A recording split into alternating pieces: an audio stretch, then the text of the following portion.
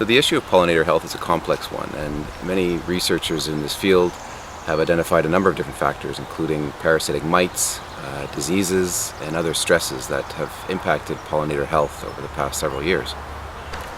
So the more chronic, long-term decline of bees and decline in pollinator health that we've seen in Canada and globally for that matter, that is an issue that many researchers around the world are studying, and that's where a lot of the focus seems to be on parasitic mites and certain diseases that are strongly affecting some of the health of some of these colonies. In terms of when pesticides are potentially linked to an acute poisoning, where you've got many dead bees outside of a hive, for example, that's an issue where we want to work with the beekeepers, with the growers, with regulators to make sure that if the pesticides were the cause of that, why, and was it a misapplication? Is there an issue with the actual product? We want to work to find out what that issue is.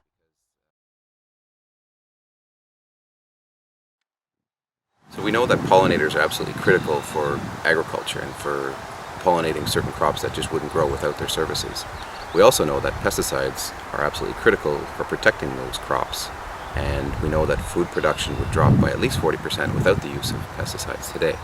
So that's why it's important for both the pesticide sector and the beekeeping industry to work together to make sure that pollinators are kept healthy and that pesticides remain available for growers to produce food.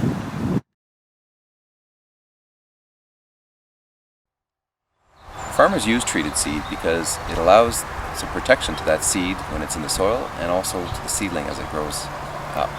It protects it from insect and fungal damage and helps to improve yield, to make sure that the field is getting full productivity.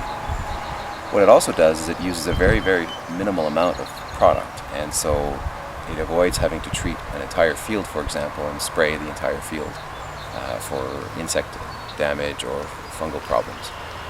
So the actual amount of pesticide use is greatly diminished. The exposure to the worker is also much lower, and the exposure to non-target insects such as bees is also diminished because the pesticide is on the seed and it's down in the soil.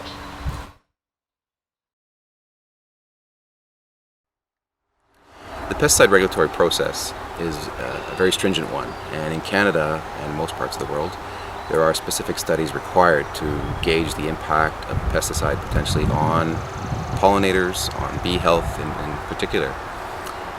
Growers depend on these products to grow their crops and to protect them from pests, but at the same time we want to make sure that they're not having a negative impact on pollinator health and in bees in particular. So that regulatory process does take that into account and does require studies to make sure that that's not happening when the products are properly used.